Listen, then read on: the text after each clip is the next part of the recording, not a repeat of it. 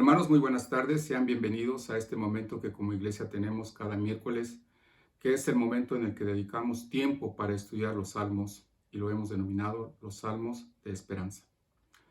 Los salmos nos hacen centrar nuestra mirada en el cielo y es por ello que nos debemos de sentir dichosos porque nuestra patria, nuestra ciudad no consiste en este lugar donde estamos viviendo de una manera temporal. Demos gracias a Dios por la presencia de cada uno de ustedes. Y en esta ocasión vamos a reflexionar sobre el Salmo número 2 y yo lo he titulado Independiente o Dependiente de Dios. Los invito a que para antes de iniciar tengamos una palabra de oración.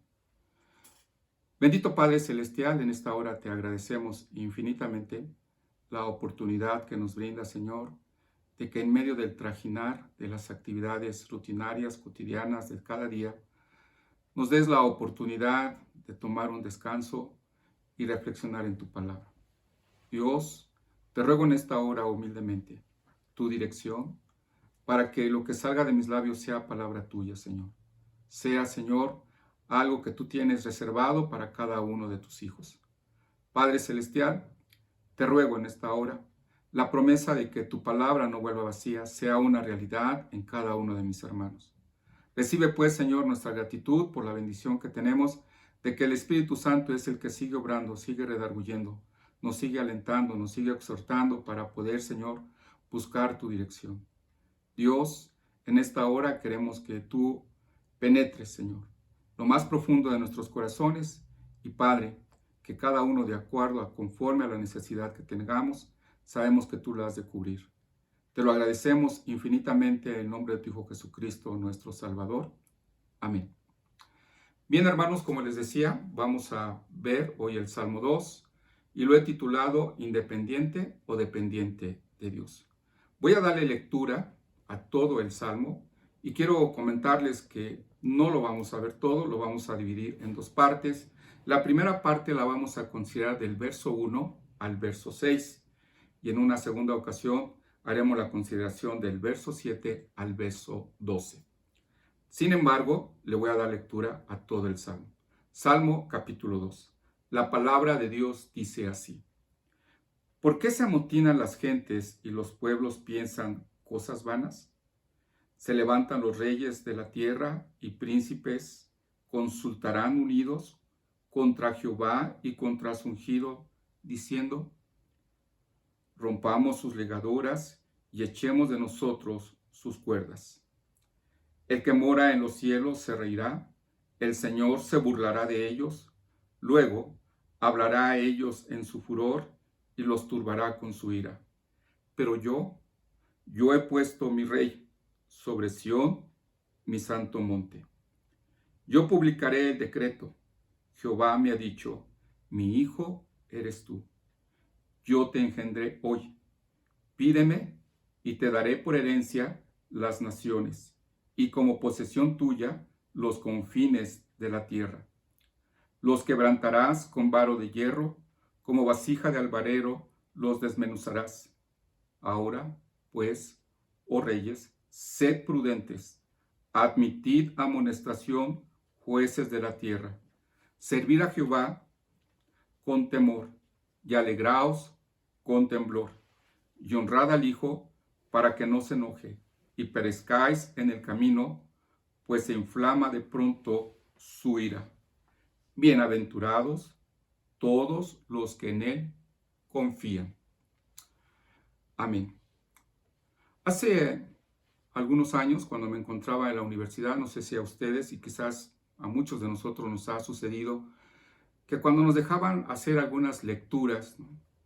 Estas lecturas a veces, en ocasiones, para mí requería no solamente una vez leerlo, sino que a veces 3 o 4, creo que quizás hasta 5, si no es que más ocasiones, poder leer para poder comprender el texto, para poder entender de qué se trataba, a qué se refería, cuál era el curso que quería dar a entender el autor con su escrito, con su trabajo. Algo muy similar veo yo que encontramos en la palabra de Dios, ¿no? Y muchas veces nosotros leemos pasajes y creo que nos podemos preguntar, ¿y esto para quién es? ¿O qué es lo que quiere decirme Dios a mí en lo particular? Me lleva al ejemplo de Hechos capítulo 8, del verso 30 al 34. Dice que estaba Felipe, ¿no? Se encontraba Felipe eh, cerca de un hombre que iba leyendo la palabra de Dios. Y dice que Felipe se acercó y le hace una pregunta, ¿pero entiendes lo que lees? Él le dijo, ¿y cómo podré si alguno no me enseñare? Y rogó a Felipe que subiese y se sentara con él. El pasaje de la escritura que leía era este: como oveja a la muerte fue llevado, y como cordero mudo delante del que lo trasquila. Así no abrió su boca. En su humillación no se le hizo justicia, mas su generación, ¿quién la contará? Porque fue quitada de la tierra su vida. Respondiendo el eunuco dijo a Felipe, te ruego que me digas de quién dice el profeta esto, de sí mismo o de algún otro. Acabamos de leer el Salmo 2 y en apariencia pareciera ser que es David, sí, quien está escribiendo, pero ¿a quién se refiere? ¿O de quién son estas palabras que acabamos de leer? Y para poder entender el Salmo 2 es necesario que hagamos 4 divisiones. Algunos comentaristas consideran que son 4 escenarios, ¿no? Y son 4 momentos en los que se encuentra este Salmo capítulo 2. La primera parte para mí sería que está hablando la voz del hombre, ¿no? El hombre está manifestando, el hombre no regenerado, el hombre que no respeta a Dios y que quiere omitir todo lo que vaya relacionado con Dios. La segunda parte, que sería del verso 4 al 6, nos habla que se refiere a la voz de Dios. ¿Qué Dios dice? ¿Qué Dios opina? Y después, a partir del versículo 7 al versículo 9, tendríamos que ver la voz de Cristo como el Hijo de Dios, quien está hablando como Rey de Reyes y como Señor de Señores. La cuarta parte, la última, que va del verso 10 al 12, es la voz del Espíritu Santo. Es la voz del Espíritu Santo que se encuentra hablándole al hombre para convencerlo de su pecado y decirle que requiere arrepentirse y buscar la justicia de Dios porque está próximo el juicio de Dios. Una de las cosas que Jesucristo advirtió a sus discípulos, no en una, sino en muchas ocasiones, es que ellos serían aborrecidos por el mundo. Cuando Jesús está en el Sermón del Monte y concluye las bienaventuranzas, el Señor concluye la bienaventuranza diciendo, bienaventurados sois cuando por mi causa os vituperen y os persigan y digan toda clase de mal contra vosotros mintiendo. Cualquiera de nosotros pensaría que este pasaje no debería ser apropiado, ¿no? ¿Cómo es posible, ¿no?, que la gente que sigue a Jesús no es exaltada por el mundo? Sin embargo, Jesús nos está señalando que el mundo no nos va a exaltar, y no nos va a exaltar porque no compartimos y no formamos parte de este mundo. Nos lo dice muy claro y muy contundente allí en el Evangelio de Juan, capítulo 15, del verso 18 al 20, que dice de la siguiente manera: si el mundo os aborrece, sabed que a mí me ha aborrecido antes que a vosotros. Si fuereis del mundo, el mundo amaría lo suyo, pero porque no sois del mundo, antes yo os elegí del mundo. Por eso el mundo os aborrece. Acordaos de la palabra que os he dicho. El siervo no es mayor que su señor. Si a mí me han perseguido, también a vosotros os perseguirán. Pero ¿por qué tanta hostilidad? ¿Por qué tanto aborrecimiento hacia Cristo? ¿Por qué aborrece el mundo a Cristo y a los suyos? ¿Qué mueve a los hombres a rechazarlo? Y no solamente lo rechazan a Él, sino que también a todos los que le seguimos seremos rechazados. Para estas preguntas hay una respuesta. Y Jesús mismo da la respuesta. ¿Por qué ese rechazo hacia Jesús? ¿Por qué le aborrecen? ¿Por qué lo atacan? ¿Y por qué no solamente a Él lo atacan y lo aborrecen, sino todos sus seguidores? Cristo responde a esta pregunta ahí en Juan capítulo 15, verso 25, diciendo, sin causa me aborrecieron. No hay nada malo en Él. No hay nada malo en Él que justifique esa actitud. Pero aún así le aborrecen. Y es precisamente acerca de ese aborrecimiento sin causa que trata el Salmo número 2. Es precisamente acerca de ese aborrecimiento sin causa que trata el Salmo número 2. Un salmo escrito por David, unos 1000 años antes de la encarnación del Hijo de Dios. El salmista en este capítulo nos presenta a un hombre que tiene una serie de antagonistas. Y este hombre es Jesucristo. Del verso 1 al verso 3 vemos un amotinamiento contra Dios y su Mesías. Del verso 1 al 3 vemos un amotinamiento contra Dios y su Mesías. En el versículo 4 al verso 6, lo que nosotros vamos a encontrar, la reacción ante la realidad de este motín. Dice el pasaje, ¿por qué se amotinan las gentes y los pueblos piensan cosas vanas? Se levantarán los reyes de la tierra y príncipes consultarán unidos contra Jehová y contra su ungido, diciendo, rompamos sus legaduras y echemos de nosotros sus cuerdas. Bastante interesante el grito de guerra de estos hombres. Rompamos sus ligaduras y echemos de nosotros sus cuerdas. Esta escena que está describiendo David es la de un enorme campo de batalla, donde se encuentra un ejército gigante, tremendo, que está compuesto por todas las naciones de la tierra. Todas las naciones de la tierra se unen para tener un enemigo en común. Y ese enemigo en común es Dios, Jesucristo. Se encuentra un tumulto de gente furiosa, pero al mismo tiempo un tumulto de gente planificando cómo conspirar contra él. Y David describe este conflicto como una conspiración premeditada. No fue una conspiración que surgió de la nada, es una conspiración premeditada. Y todos los que se encuentran ahí, todos los que están presentes, están enérgicamente y personalmente muertos. Ahí no hay ningún soldado como mercenario. Y nosotros sabemos que los mercenarios, cuando van a la guerra, cuando luchan, no les importan los ideales.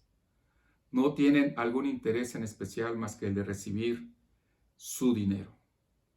Simplemente quieren su dinero. En esta guerra no hay mercenarios. En esta guerra no hay nadie que haya sido arrastrado al campo de batalla por ignorancia. En el libro de los Hechos nos habla de un momento donde hubo un gran tumulto en Éfeso. Dice que muchas personas empezaron a llegar y dice que la mayoría no sabía ni siquiera por qué estaban allí. Y estaban gritando, es Diana, la diosa de los efesios. Grande es Diana de los efesios. Lo que estamos diciendo que en esta conspiración, en este tumulto, nadie ha sido arrastrado por ignorancia. Todos los que se encuentran en este tumulto están tomando una determinación porque así lo quieren. De hecho, la palabra que se traduce aquí como pensar, como amotinar, la deberemos de entender en las Sagradas Escrituras como que se encuentran maquinando. Están acariciando en sus corazones la idea de poder deshacerse de él, de borrarlo del universo, no solamente a él, sino a aquel que ha sido señalado como mediador. Lo dice allí en el versículo 2. Dice, sino que en la ley, sino se levantarán los reyes de la tierra y príncipes consultarán unidos contra Jehová y contra su ungido. Están conspirando, están planeando deshacerse de Dios. En el Antiguo Testamento nosotros vemos que los reyes, los profetas y los sacerdotes eran colocados en un oficio, ungiéndolos con aceite. De ahí que nosotros podemos entender la palabra el ungido de Dios, que señala que ellos representaban a Dios en estos oficios de rey, de profeta o de sacerdote. Solamente que el ungido de este capítulo, de este Salmo 2, es alguien muy especial. No solo porque en él se cumplen los tres oficios al mismo tiempo, y eso nunca ocurrió en todo el Antiguo Testamento.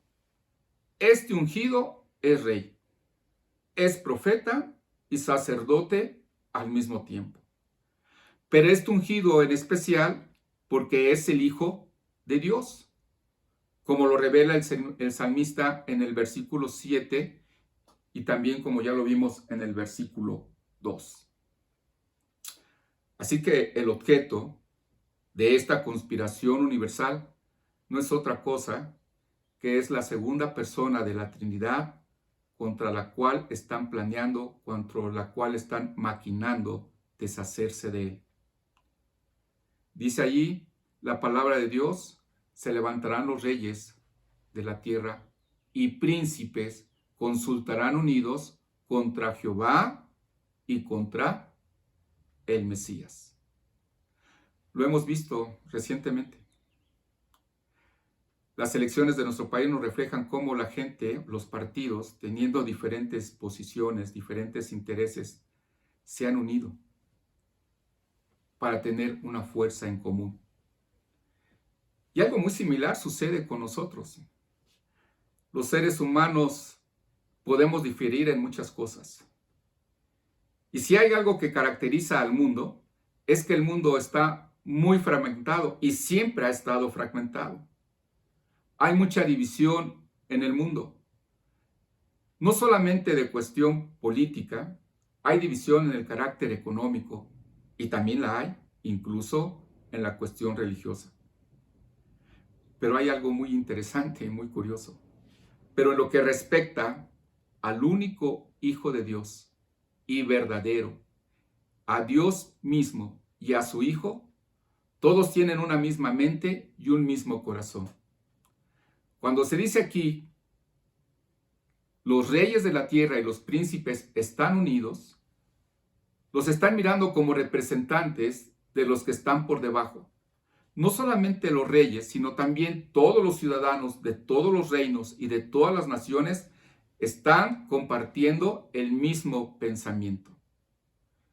Y esto lo vemos muy claramente durante el ministerio de nuestro Señor Jesucristo. En los días de nuestro Señor Jesucristo, en su ministerio terrenal, la sociedad se encontraba muy dividida en facciones rivales: los fariseos, los saduceos, los gentiles, los judíos, pero en algo todos ellos concordaban, todos ellos se unían. Clamaban porque les molestaba todo lo que hacía Jesucristo. Y como les molestaba y les irritaba todo lo que hacía Jesucristo, ellos habían planeado quitarlo de en medio. Quitarlo de en medio a como diera lugar. Por eso es que el apóstol Pablo y Juan fueron llevados al concilio amenazados para que no predicaran más el evangelio. El texto que viene a la mente de los hermanos de la iglesia primitiva y que aplicaron cuando fueron confrontados Pedro y Juan es justamente el Salmo 2. Dice allí en Hechos capítulo 4 del verso 24 al 27. Soberano Señor, tú eres el Dios que hiciste el cielo y la tierra, el mar y todo lo que en ellos hay, que por boca de David tú dijiste,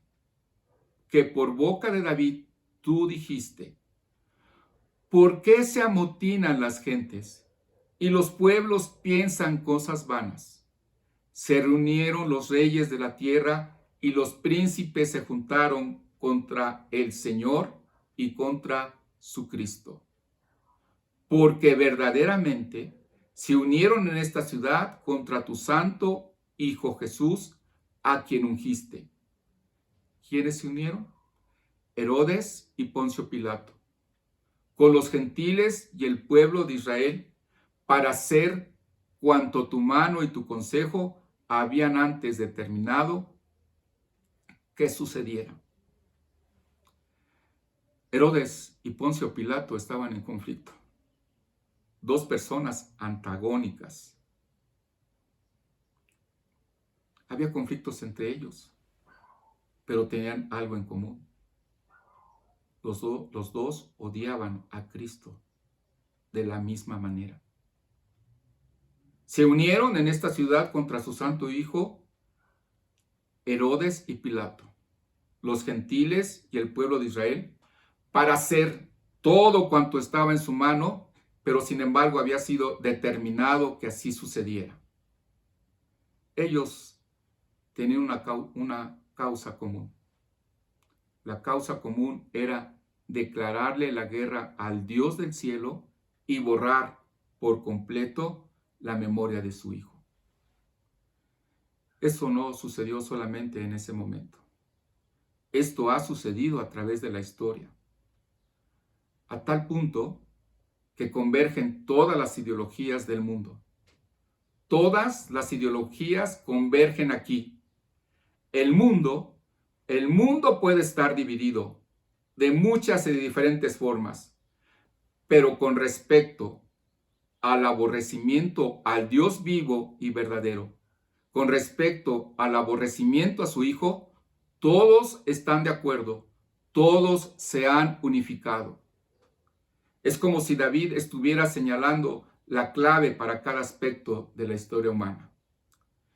El móvil principal que mueve tanto al político, como a la ama de casa, como al empresario, como al agricultor, como al estudiante, como a la enfermera, como al futbolista, como a la feminista, lo que los une, todos ellos aborrecen al Dios vivo y verdadero.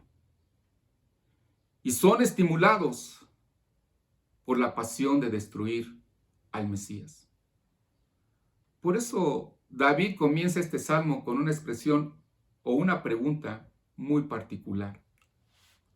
¿Por qué se amotinan las gentes y los pueblos piensan cosas vanas? Interesante. David no está esperando que alguien responda a esta pregunta. Más bien lo que está haciendo David es una exclamación de indignación. Es una exclamación de asombro. ¿Acaso es lógico? ¿Es comprensible que el ser humano se oponga a Dios, que luche contra Él? ¿No es lo más absurdo que las criaturas se rebelen contra su Creador? El hecho de que las criaturas, ¿no?, estemos en guerra con Dios, quien es el Rey de reyes y Señor de señores. ¿Es lógico? Es ilógico. No es lógico, es ilógico que estemos en contra del Rey de reyes y Señor de señores. Por eso es que el salmista nos dice que este es un pensamiento vano, un plan completamente descabellado.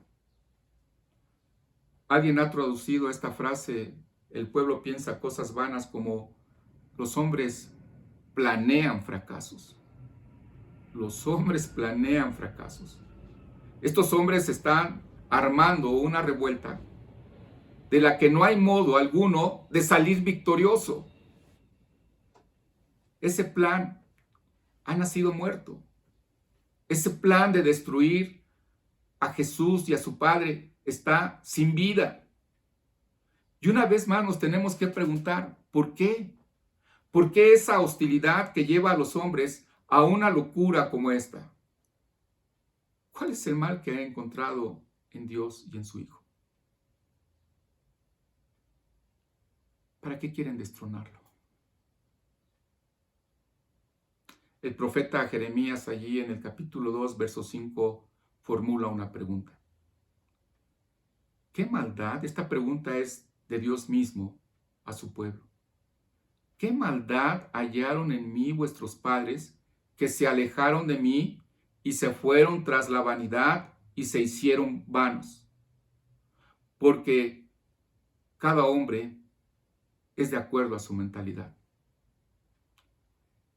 Dice el profeta, inspirado por el Espíritu de Dios: me dejaron a mí fuente de agua viva y cavaron para sí cisternas rotas que no retienen agua. Y yo les pregunto, dice Dios, ¿cuál es la maldad que hallaron vuestros padres en mí? Y es algo interesante que nos deberíamos también preguntar cuando desobedecemos, inconsciente o conscientemente.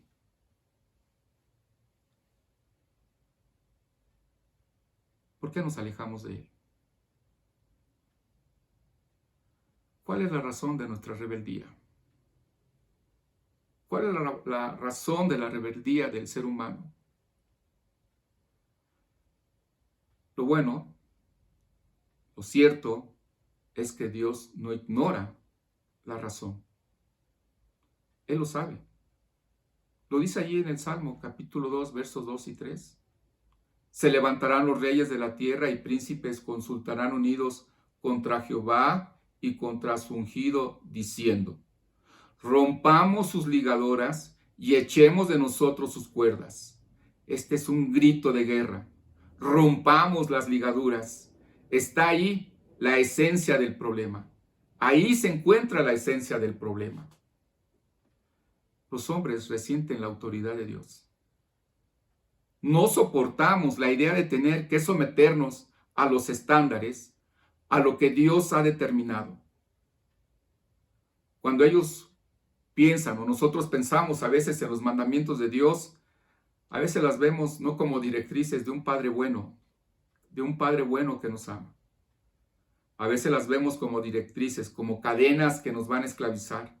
Por eso estos hombres exclaman: rompamos sus ligaduras y echemos de nosotros sus cuerdas. La idea que tienen: vamos a quitarnos este yugo. Y vamos a arrojar este yugo lo más lejos que podamos. El problema del hombre no es la incredulidad de carácter intelectual. No es la falta de evidencia. No es falta de evidencia porque la Biblia la tenemos. Y la Biblia es muy clara, porque es la palabra de Dios. No nos falta evidencia. Es un problema moral.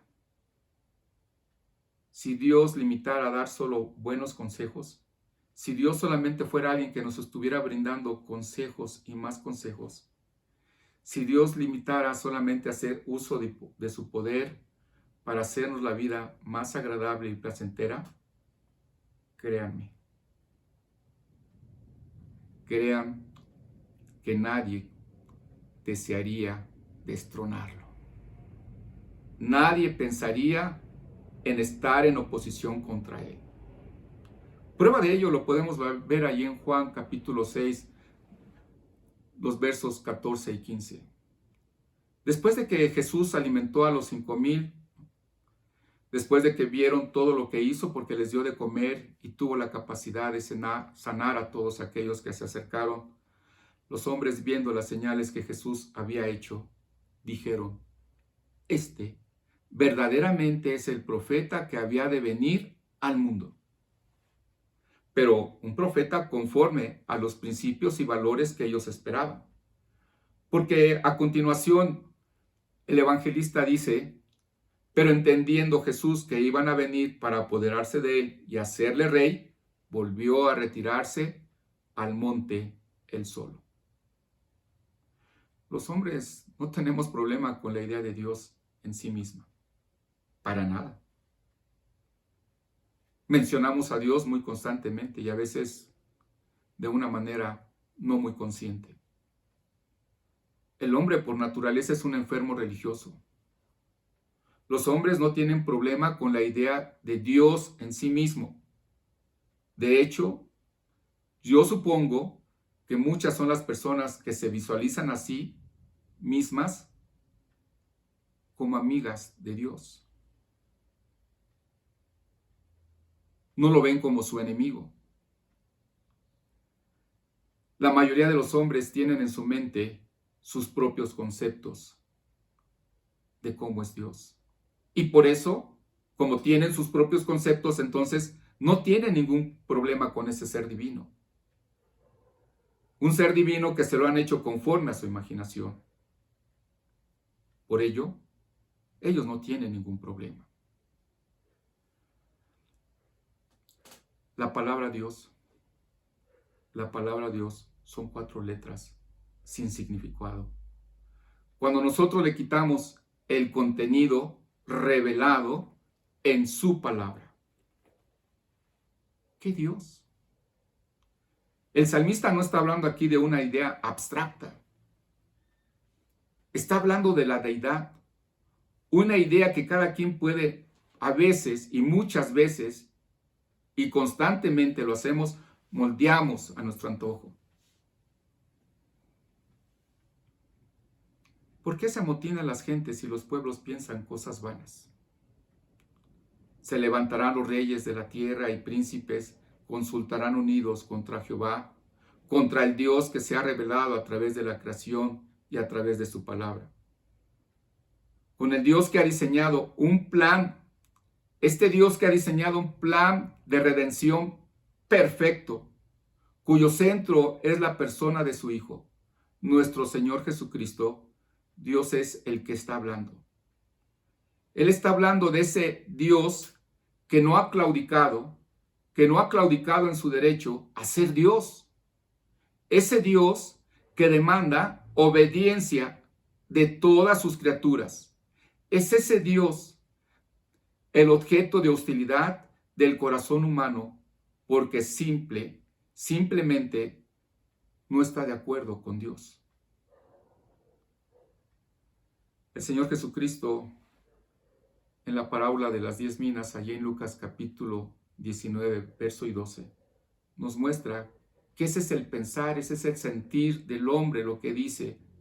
Dice que un hombre noble se fue a un país lejano para recibir un reino y volver. Y llamando a sus siervos les dio las minas y les dijo: negociad entre tanto que vengo. Pero algo muy sorprendente sucedió con sus conciudadanos. Dice que los conciudadanos le aborrecían y enviaron tras él una embajada diciendo: no queremos que éste reine sobre nosotros. No queremos que éste reine sobre nosotros. Clarito nos queda aquí en esta parábola. Ese es el mismo problema que nosotros tenemos con Dios. No queremos que Él reine sobre nosotros. Nos lo dice muy claro. Es la historia de un hombre. Es la historia de nosotros.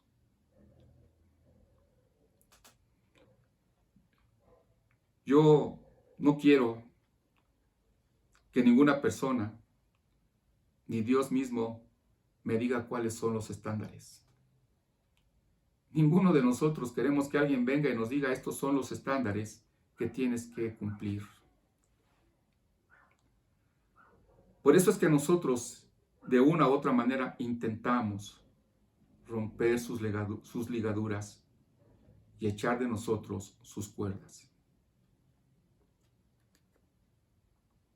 ¿Saben? Esto nada más no es más que el eco de la mentira que el diablo puso en la mente de nuestros primeros padres en el huerto del Edén. ¿Qué dice ahí en Génesis 3, versos 4 y 5?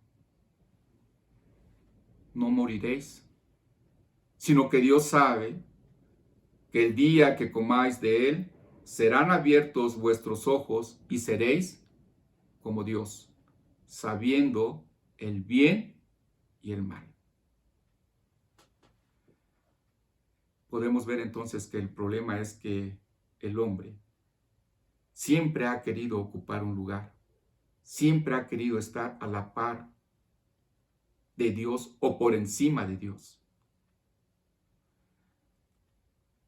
Para que haya gloria, como algún profeta, algún hombre, un poeta escribía que para que hubiera gloria en los cielos, en las alturas, había que darle la gloria al hombre.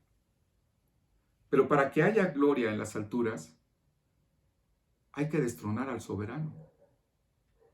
Hay que matar a Dios. He aquí la gran empresa humana del hombre. Quiere ser su propio Dios. Pero para eso, para ser su propio Dios, entonces tiene que quitar de en medio al único Dios vivo y al único Dios verdadero. Creo que la mayoría de nosotros hemos oído la frase de Friedrich Nietzsche,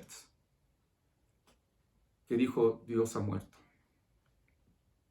Y esto sería digno de comentar o meditar en otro momento. Hermanos, ¿cómo reaccionamos ante este complot universal?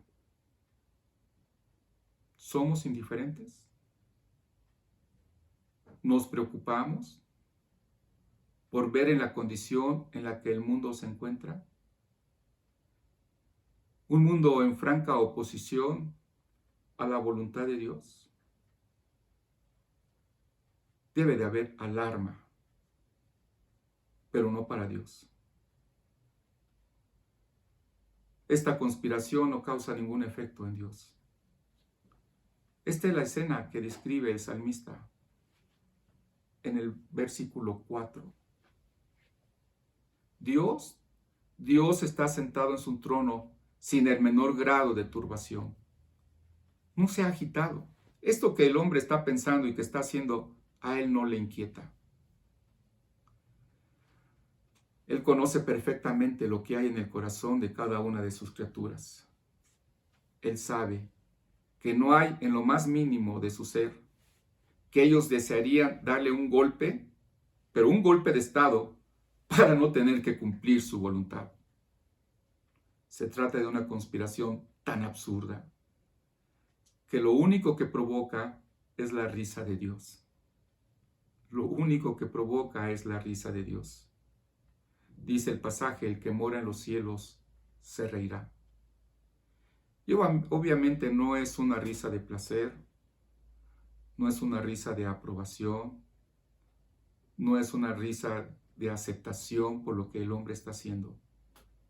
Porque a Dios no le hace ninguna gracia la conspiración de sus criaturas.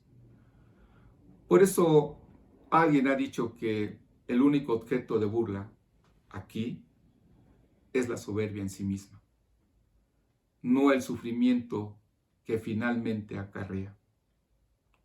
Dios se está riendo de las tonterías que el hombre hace.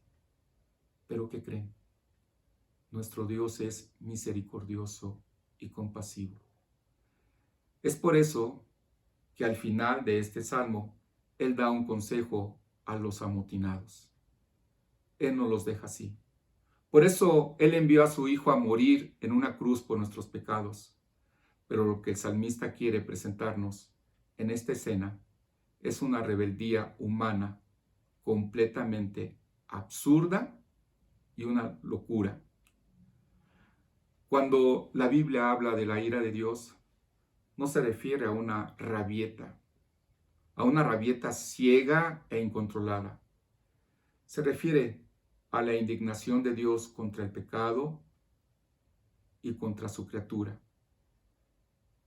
Y claro, al resultado que tendrá este pecado con el castigo que merece. El hecho de que Dios no castigue de inmediato a cada pecado que nosotros hacemos, no quiere decir que Dios lo ve con benevolencia, que Dios lo acepte.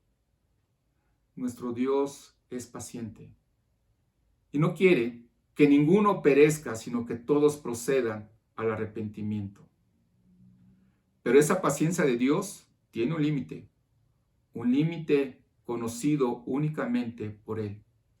Cuando este límite sea traspasado, ya no queda más esperanza para el pecador. Dios es Dios. Dios es Dios. Y nada lo atemoriza a Él.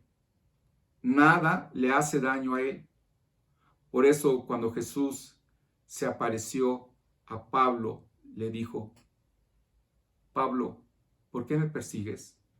Dura cosa es dar coces contra el aguijón. Al final de cuentas, Dios hará lo que Él querrá hacer. Dios hará lo que Él se ha propuesto hacer y nadie ni nada podrá impedirlo. De ahí lo que dice el salmista en el versículo 6. Los hombres se amotinan, los hombres conspiran, pero yo he puesto mi rey sobre Sión. Hagan lo que ustedes quieran, griten todo lo que quieran, tomen las decisiones que ustedes quieran tomar, pero yo he puesto mi rey en Sión, mi santo monte. Nuestro Dios no es un Dios democrático. Nuestro Dios no es democrático. Él no necesita el consenso de las criaturas para actuar. Él no necesita de nuestra aprobación para tomar una decisión. Por eso no tiene la menor importancia el hecho de que los hombres se amotinen, de que traten de borrar la memoria de su Hijo, porque en el ejercicio pleno de la soberanía de Dios está lo que Él ha dispuesto desde antes de la fundación del mundo. Una palabra para aplicar. No importa qué tan alto se levanten la voz de los conspiradores. No importa qué tan alto se levante la voz en las redes sociales, en las universidades. No importa. Nuestro Dios está sentado en su trono y Él está llevando su plan soberano como Él lo ha decretado. Él reinará con autoridad absoluta por los siglos de los siglos. Amén.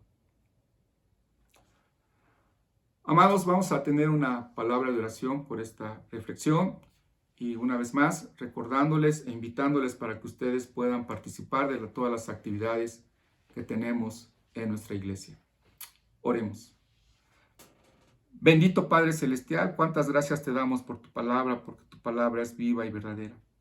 Y Dios, cuando somos confrontados con ella, no cabe duda que hay muchas cosas que tenemos que reflexionar de lo que estamos haciendo.